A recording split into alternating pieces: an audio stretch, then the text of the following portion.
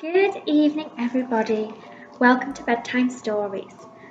I'm going to read the story of the snail and the whale, and it's written by a lady called Julia Donaldson. So listen with me, get yourselves comfy and ready to listen. This is a tale of a tiny snail and a great big grey humpback whale. This is a rock as black as soot, and this is a snail with an itchy foot. The sea snail slithered all over the rock and gazed at the sea and the ships in the dock.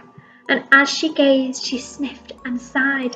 The sea is deep and the world is wide. How I long to sail, said the tiny snail.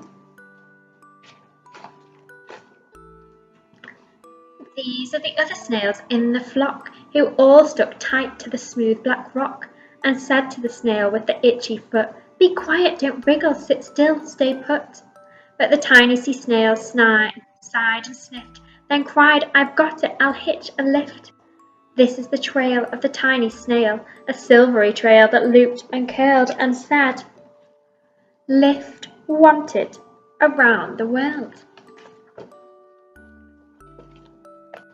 This is a whale who came one night when the tide was high and the stars were bright, a humpback whale immensely long, who sang the snail a wonderful song of shimmering ice and coral caves and shooting stars and enormous waves. And this is the tale of the humpback whale. He held it out in the starlit sea and said to the snail, "Come with me." This is the sea, so wild and free, that carried the whale and the snail on his tail to towering icebergs and far-off lands, with fiery mountains and golden sands.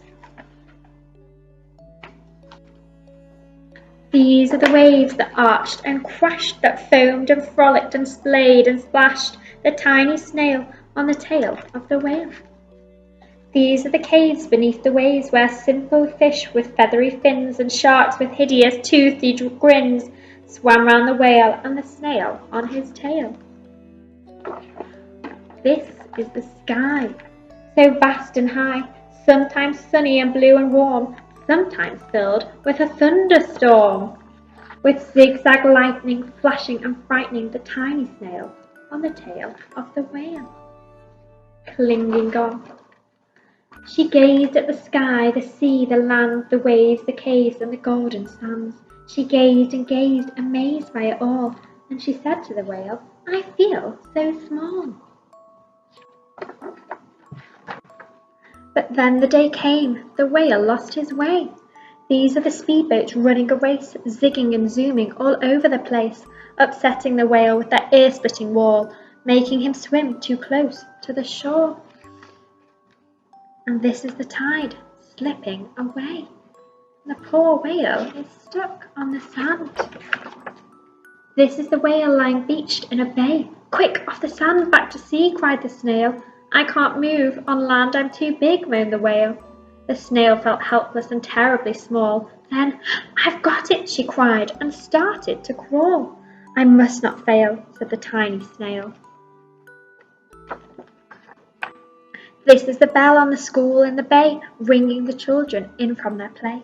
This is the teacher holding her chalk, telling the class, "Sit straight, don't talk."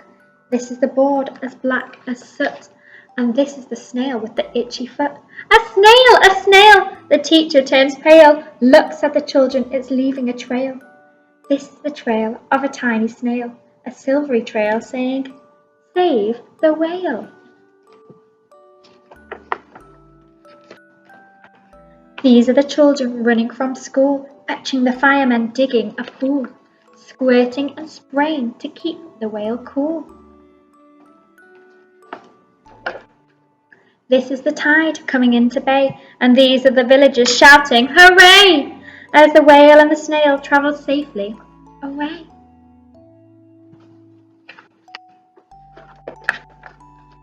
Back to the dock with the flock on the rock, who said, "How time's flown, and haven't you grown?" And the whale and the snail told their wonderful tale of shimmering ice and coral caves and shooting stars and enormous waves. and how the snail, so small and frail, with her looping, curling, silvery trail, saved the life of the humpback whale. Then the humpback whale held out his tail, and on crawled snail after snail after snail. They all had to go on the adventure. And they sang to the sea as they all set sail on the tail of the grey humpback whale. What a lovely story! Thank you so much for listening.